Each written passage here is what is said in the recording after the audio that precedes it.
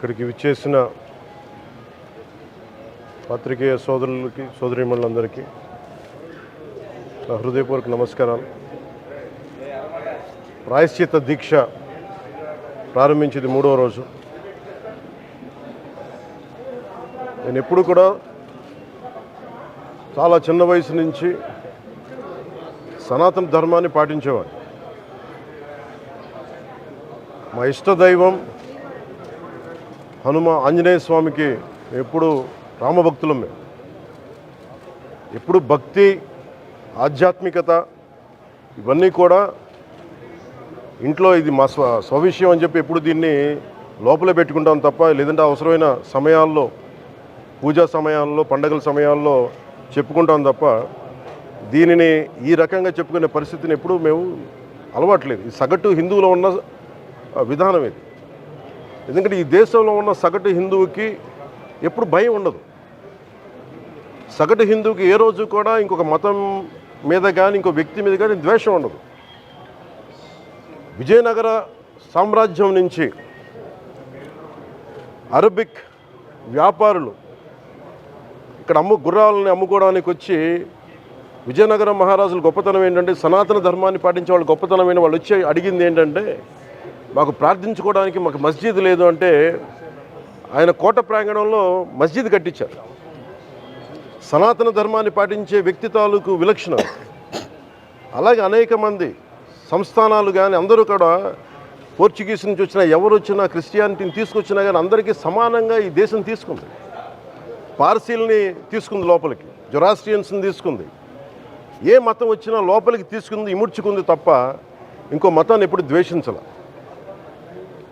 కానీ ఈరోజు నేను మాట్లాడుతుంది ఈ ప్రాయశ్చితం దేనికి, మా దీక్ష అనుకుని నేను ఎప్పుడు, మీ అందరికీ తెలుసు 5 సంవత్సరాల వైసీపీ పాలనలో ఇదే దేవాలయంలో కనకదుర్గ అమ్మవారి రథం తాలూకు మన సింహాలు మాయమైనవి, కొన్ని ఇబ్బందులు, తప్పులు జరిగినాయి అంటే ఒక్కొక్కరు ఎలా మాట్లాడారు వైసీపీ నాయకులు. వాళ్ళెవరు ముస్లిమ్స్ కాదు, హిందూస్ కాదు, వాళ్ళెవరు ముస్లిమ్స్ కాదు, క్రిస్టియన్స్ కాదు, హిందువులే అందరూ. పొద్దున్న లేస్తే తాళ్ళు కట్టుకునేవాళ్ళు, బొట్లు పెట్టుకునేవాళ్ళే. కానీ ఒక తప్పు జరిగింది, ఒక అపవిత్రం జరిగింది అంటే పదవులు అనుభవిస్తూ ఉన్నవాళ్ళు, పొద్దున లేస్తే గుళ్ళకి వెళ్ళేవాళ్ళు, వీళ్ళు అపహాస్యం చేస్తూ ఉన్నారు, వీళ్ళు వెటకారం చేస్తూ ఉన్నారు. ఈ ఎంటైర్ ఈ విషయంలో వాళ్ళు మతం పుచ్చుకున్నారా లేదా నాకు అన్నీ తెలియదు. వైవి సుబ్బారెడ్డి గారు ఉన్నారు, భూమన కరుణాకర్ రెడ్డి గారు ఉన్నారు, వారి కుటుంబ సభ్యులు ఉన్నారు. ఎవరైనా సరే మీరు మతం పుచ్చుకున్నారా లేదా నాకు తెలియదు. అవన్నీ అది మీ బయటికి చెప్పుకుంటారా లేదు నాకు తెలియదు. నేను అది కూడా మాట్లాడట్లా. కానీ మీరు బాధ్యత తీసుకున్నారు. మీరు హైందవ ధర్మాన్ని కాపాడుతానని మీరు బాధ్యత తీసుకున్నప్పుడు కాపాడాల్సిన అవసరం మీ మీద ఉంది. బోర్డుని మీరు స్థాపించారు, మేము స్థాపించాల. తప్పులు జరిగినాయి. తప్పులు జరిగితే వైఎస్ జగన్ గారు ఏం చెప్పాలి? ఒకవేళ నాకు తెలియకుండా మేము ఆయన బ్లేమ్ చేయట్లా. కానీ మీ ఆధ్వర్యంలో జరిగింది, మీరు కాన్స్టిట్యూట్ చేసిన బోర్డు వల్ల జరిగిన తప్పిదాలు ఇవి, మేము ఇవి కనుగొన్నాం. ల్యాబ్ టెస్టులు ఇవన్నీ మేము ఆటలాడతామా? ఇవన్నీ వీటితోటి సెంటిమెంట్స్ తోటి మాకు బాధ్యత లేదా? నేను నిజంగా కనుక చాలా బలమైన సనాతన ధర్మాన్ని పాటించేవాడిని. చిన్నప్పటి నుంచి, పొద్దున్న లేచినప్పటి నుంచి రాత్రి పడుకునేదాకా మా ఇంట్లో రామనామం ఉండేది, రామ జపం ఉండేది మా ఇంట్లో. అలాంటి రామభక్తులం మేము. కానీ రామతీర్థం విగ్రహాన్ని, రాముడి విగ్రహాన్ని శిరచ్ఛేదం జరిగినప్పుడు ఒక సగటు సనాతనవాదిగా, సగటు హిందువుగా, సగటు రామభక్తుడిగా బయటకు వచ్చి చాలా గొడవలు చేయగలం సత్తా ఉన్నవాడిని గుర్తుపెట్టుకోండి. ముఖ్యంగా వైసీపీ నాయకులకి, నన్ను విమర్శించే దేశ యావత్తు నన్ను విమర్శించే ప్రతి ఒక్కరికి తెలియజేస్తున్నా, గొడవ పెట్టుకోవాలంటే చాలా బలంగా గొడవ పెట్టుకోవాలి. కానీ నాది పేదవాళ్ళ కష్టాలు, క్రిమినలైజేషన్ ఆఫ్ పాలిటిక్స్, వీటి మీద మేము మాట్లాడతాం, వీటి మీద తప్పించాం. ప్రజలు బాగుండాలి, కాన్స్టిట్యూషన్ వాల్యూస్ని అప్హోల్డ్ చేయాలి, రాజ్యాంగం బాగుండాలి, వీటి కోసం తపన పడేవాళ్ళం. కానీ సెక్యులరిజం పేరు మీద, secularism is not one way, it's 2 way. Secularism అంటే కూర్చోబెట్టి ఒక్క సైడ్ నుంచి వచ్చేది కాదు, అన్ని సైడ్ నుంచి రావాలి. ఇది చాలా ఆవేదన కలిగిస్తుంది. కొన్ని దశాబ్దాలుగా చూస్తున్నారు ప్రతి హిందువు. దీంట్లో మిగతా మతాల ప్రస్తావన కంటే కూడా నేను ఎక్కువ ప్రస్తావన చేస్తుంది హిందూ ధర్మాన్ని పాటించి వాళ్ళు వ్యక్తిగతంగా పాటించి బయటకు వచ్చేటప్పటికి మీడియా వారి కోసమో లేదంటే ఇంకొంత ఎవరైనా సాటిస్ఫై చేయడం కోసం తెలియదు, కానీ సాటి హిందువులు తోటి హిందువులను తిడతా ఉన్నారు. ఇది చాలా ఆక్షేపణీయం. దీంట్లో నేను ముస్లిమ్స్ నిందించట్లా, అది క్రిస్టియానిటీ నిందించట్లా, కానీ బాధ్యత తీసుకున్న హిందువుల్ని నేను నిందిస్తున్నాం. బాధ్యత మీది. మీరు యథాలాపంగా వచ్చి ఇది పొలిటికల్ పదవులు, విగ్రహాలు పోతే మేము ఇల్లు కట్టుకుంటాం, వాకిళ్ళు కట్టుకుంటాం, ఏం మాటలవి? ఇదే మీరు మస్జిద్లో జరిగితే మాట్లాడతారా? మస్జిద్లో ఇలాంటి అపవిత్రం ఒక చిన్నపాటి చోరీ జరిగితే ఇలాగే మాట్లాడతాం. ఎందుకంటే మీరు మాట్లాడరు, ఓట్లు కదా అక్కడ. కానీ హిందువులు మాట్లాడితే హిందువులు అందరికీ ఎవరు పట్టించుకోరు. ఇక్కడ మా వేదన ఉండదా? మౌనంగా ఉన్నామంటే బాధ లేదనా? కోపం రాదనా? ఈరోజుకి కూర్చొని చూడండి ఏం మాట్లాడుతున్నారో వాళ్ళు. ఆయన వాళ్ళ లాయర్ అంట, ఆయన ఎవరు ఏజీపీ అంట, పొన్నవోలు సుధాకర్ రెడ్డి గారు తిరుమల లడ్డుపై ఢిల్లీలో చేసిన కామెంట్ నా దృష్టికి తీసుకొచ్చారు. ఇలాంటి సెన్సిటివ్ సమయాల్లో ఎయిదర్ మౌనం మంచిది, మౌనం దాటి పొగరుగా మాట్లాడటం, నన్ను పచ్చి బూతులు తిట్టినా, నన్ను వక్రీకరించినా, నన్ను రోడ్డు మీదకి లాగిన నేను ఎప్పుడు మౌనంగానే ఉన్నా. కానీ వైసీపీని నాయకులు విమర్శించే నాయకులు ప్రత్యేకంగా చెప్తున్నాం, సనాతన ధర్మాన్ని జోలికి రాకండి. తప్పు జరిగితే తప్పు జరిగిందని ఒప్పుకోండి, లేదా మాకు సంబంధం లేదని చెప్పండి. అంతేగాని మళ్ళీ అడ్డగోలుగా మాట్లాడితే ఎవ్వరం క్షమించం. ఇక్కడ మీరు కూడా హిందువులే. పొన్నవోలు సుధాకర్ రెడ్డి గారు మీరు హిందువులే. నోటికొచ్చినట్టు మాట్లాడకండి. తమాషాలుగా ఉందా మీకు? సరదాలుగా ఉన్నాయా? మొన్నటికి మొన్న ప్రకాష్ రాజ్ గారు మాట్లాడారు నా మీద. అరే నేను మాట్లాడుతుంది ఒక హిందువులు అపవిత్రం గురించి మాట్లాడుతున్నాను. ఇందులో ప్రకాష్ రాజ్ గారికి సంబంధం ఏంటి? ఇందులో నేను ఇంకొక మతాన్ని నిందించానా? ఇస్లాంని నిందించానా? క్రిస్టియానిటీని నిందించానా? ఈ అపవిత్రం జరిగింది, ఇలా జరగకూడదు, ఫుడ్ అడల్ట్రేషన్ జరిగిందని మాట్లాడుతుంటే దీన్ని గోల చేయకూడదంటే, అంటే తప్పు జరిగినప్పుడు మాట్లాడకూడదా? ఒక అపవిత్రం జరిగితే మాట్లాడకూడదా? దేవతా విగ్రహాలను శిరచ్ఛేదం చేస్తే మాట్లాడకూడదా? ఏం పిచ్చి పట్టింది ఒక్కొక్కళ్ళకి? ఎవరి కోసం మాట్లాడుతున్నారు మీరు? ప్రకాష్ రాజ్ కూడా చెప్తా ఉన్నాను, నాకు మీరంటే గౌరవం, I have extreme respect for you. కానీ when it comes to secularism, Prakash Raj గారు, it is a two-way, not one-way. I have extreme respect for you. You know that. Mere secularism is always two-way, it is not one-way. హిందువుల మీద దాడి జరిగినప్పుడల్లా వచ్చి మాట్లాడటం తప్ప, అన్య మతాల మీద జరిగితే నేను కూర్చొని ఇంతమంది కౌలు రైతులకు ఇచ్చాను, ఎంతమంది ముస్లిం ఇస్లాం రైతాంగానికి ఇచ్చాను నేను. ఇదే ఎన్ని మద్రాసాలకి డబ్బులు ఇచ్చాను నేను, 25 లక్షలు 30 లక్షలు ఇచ్చాను, నేను ఇచ్చినవాడిని. నేను నాకు అన్యమతం ఇస్లాం మీద గౌరవం ఉన్నవాడిని, క్రిస్టియానిటీ మీద గౌరవం ఉన్నవాడిని, చిన్నప్పటి నుంచి కూర్చొని మిషనరీ స్కూల్లో చదువుకున్నవాడిని. నా టీచర్ చెప్పిన సూక్తి, తను తగ్గించుకున్నవాడు హెచ్చింపబడినని చెప్పి బైబుల్ సూక్తిని ప్రతిసారి కోట్ చేస్తూనే ఉంటాను. ఇది నా గౌరవం, ఇది నేను చూపించే గౌరవం. మీరు మాట్లాడితే కూర్చొని నేను పాటించే ధర్మానికి అపవిత్రం జరిగినప్పుడు నేను మాట్లాడకూడదు, మౌనంగా ఉండాలి. సెక్యులరిజంకి విఘాతం అంటే ఏంటి? సెక్యులరిజంకి విఘాతం నా ఇంటి మీద దాడి జరిగినప్పుడు నేను మాట్లాడకూడదా? నా ఇల్లు 10 మందికి ఆశ్రయం ఇస్తుంది. నా సనాతన ధర్మం అన్ని ధర్మాలకి ఆశ్రయం అయితే దానికి దాడి జరిగినప్పుడు, దాని మీద అపవిత్రం జరిగినప్పుడు దానికి కూడా మాట్లాడకూడదంటే ఏం మాట్లాడాలి మీతోటి? ప్రకాష్ రాజ్ గారు, you have to learn your lessons. I respect you. It's not just Prakash Raj గారు, all the people who thinks in the name of secularism, you're going haywire. Let me tell you guys, we are extremely hurt. Don't make a mockery out of our sentiments. We are deeply, deeply hurt. It's not fun for you. Fun for you. Maybe it might be fun for you. It is not fun for us. It's a deep anguish, deep pain. Don't you ever forget. Before you come and think 100 times and say, talk about Sanatana Dharma. Enough of this. చాలు. ఇష్టానికి మాట్లాడుతూ ఉన్నారు సనాతన ధర్మం మీద.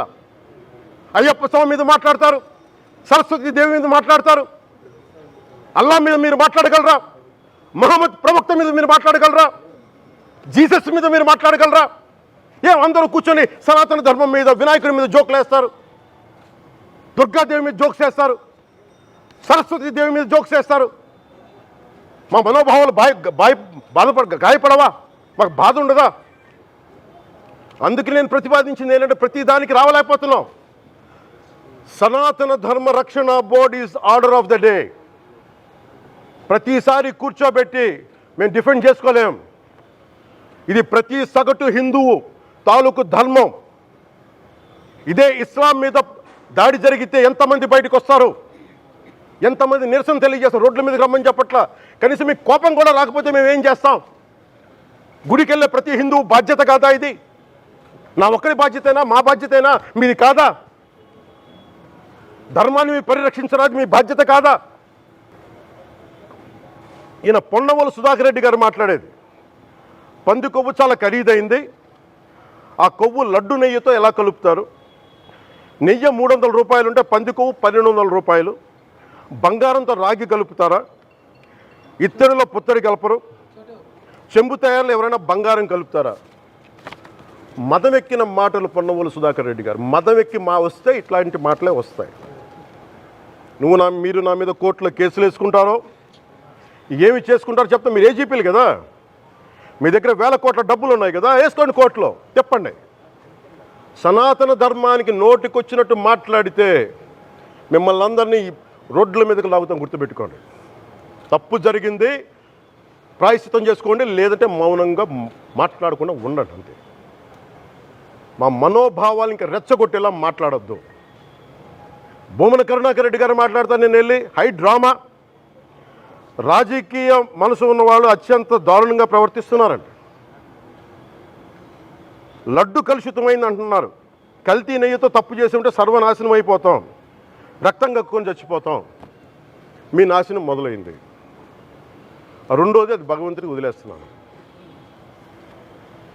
YV Subbareddy గారు విచారణకి రావాలంటే రికార్డులు ఆయనకి ఇవ్వాలంట. మీరు ప్రభుత్వంలో రికార్డులు మాకు ఇచ్చారా? మాకు ఏం మాట్లాడుతున్నారు మీరు? మీరు కూడా విచారణకు సిద్ధంగా అండి. అసలు ఈవో ధర్మారెడ్డి గారు, ఆ మనిషి గాయబ్. ఈరోజు దాకా లేడు ఆయన. ఈరోజు దాకా మళ్ళీ కనిపించలా. ధర్మారెడ్డి గారు, నేను మిమ్మల్ని చూశాను ఆ రోజున.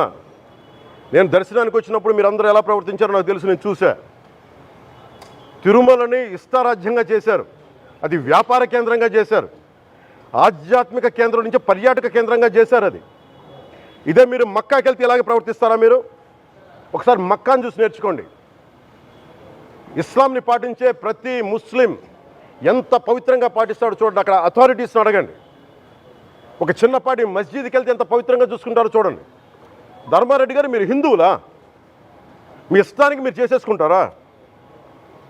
మీ బిడ్డ చనిపోయాడు, చనిపోయిన కనీసం 11 రోజులు లోపలికి రాకూడదండి, ఈ లోపల వచ్చేస్తారా మీరు? మేము మర్చిపోయామనుకుంటున్నారా? ఆగమశాస్త్రం చెప్పింది మీకు ఇదేనా? అంటే గవర్నమెంట్ ఉద్యోగులు అయితే ప్రభుత్వం మీ నియమిస్తే మీ ఇష్టానికి చేసేసుకుంటారా?